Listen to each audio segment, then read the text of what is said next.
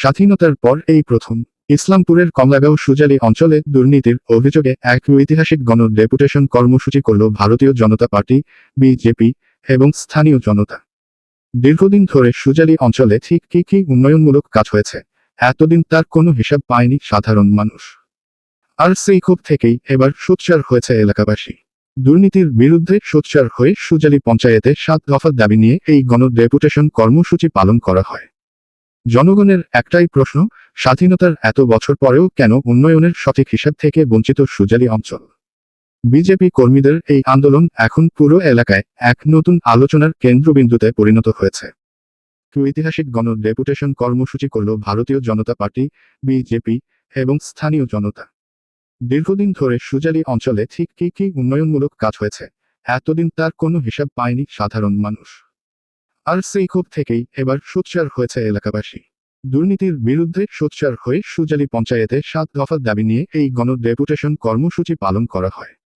জনগণের একটাই প্রশ্ন, স্বাধীনতার এত বছর পরেও কেন উন্নয়নের সঠিক হিসাব থেকে বঞ্চিত সুজালি অঞ্চল? বিজেপি কর্মীদের এই আন্দোলন এখন পুরো এলাকায় এক নতুন আলোচনার কেন্দ্রবিন্দুতে পরিণত হয়েছে।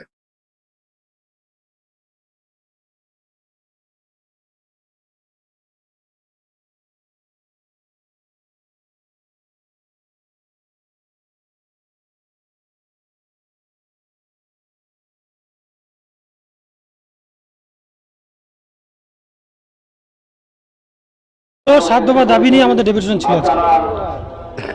মূলত কি দাবি ছিল? আমাদের দাবি অনেকগুলো ছিল। আমাদের যে ইন্দিরাবাদের ঘরগুলো রয়েছে সেই ঘরের মধ্যে অনেক রকম তারা দুর্নীতি করেছেন।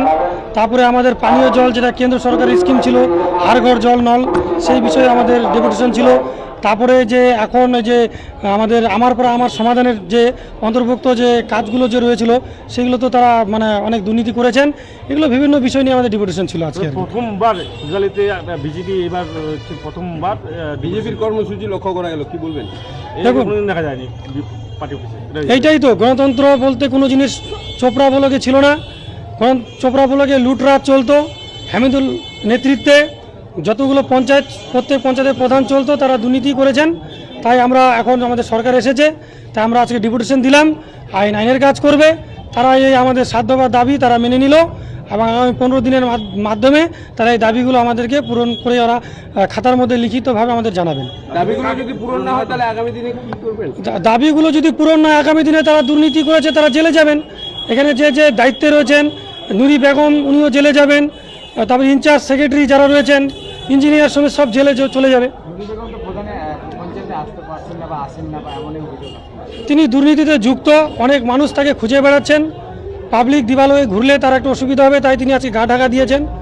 এবং কি আরও যে ইঞ্জিনিয়ার, অনেকে সেক্রেটারি, ইনচার্জ যারা রয়েছে তারা মিলে আর কি পঞ্চায়েতটা চালাচ্ছেন, যেটা আমরা ভিতরে ঢুকে জানতে পারলাম। এটা আমরা এখানকার যে ইনচার্জ রয়েছেন সুজালি পঞ্চায়েতের, ওনাকে দিলাম। সেক্রেটারি ছিলেন এবং কি 14টা মেম্বারও ছিলেন, তাদের সম্মুখে দেওয়া হলো।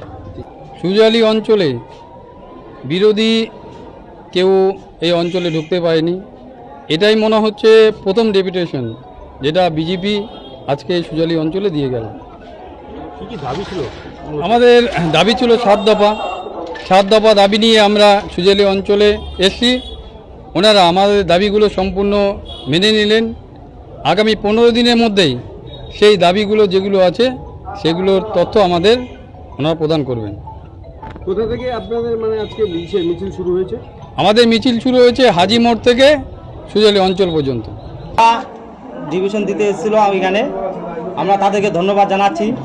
আর আপনারা সবাই মিডিয়া ভাইরা জানেন, মাত্র আমার পঞ্চায়েত পরিষদ 2 মাস চাষ পাওয়ার হলো।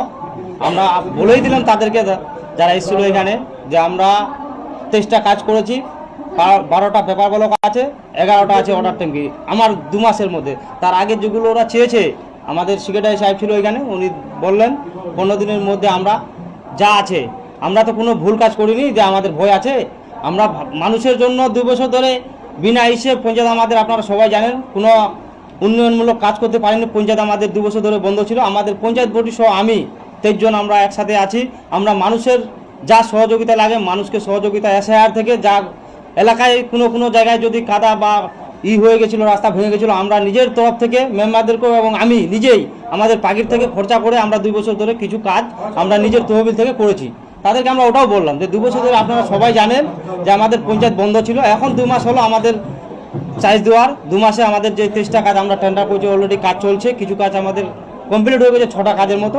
এটাই আমরা বললাম। আর তাদের যেগুলো আমাদের কাছে চেয়েলো, আমরা সেক্রেটারি সাহেবকে বললাম 15 দিন টাইম নিলাম, আমরা সব কিছু আমরা ওদেরকে দিয়ে দেবো। মানে কোন বিষয়ের উপর তারা ডেপুটেশন দিল? তারা দিয়েছে যে আমাদের ওই কৃষক বন্ধু, আর তারপরে হয়ে গেল যে 2019 থেকে যতগুলো পুকুর এনআরজিএস থেকে হয়েছিল ওর একটা লিস্ট চাইলো, তারপরে ওই আবাস যোজনার যে ঘর পেয়েছে এগুলো ব্যাপারে, তারপরে আমাদের সমাধান যে কাজগুলো হয়েছিল আমরা বলে দিলাম, সেটা ব্লক থেকে টেন্ডার হয়েছে, ওখান থেকে এনআরটি হয়েছে।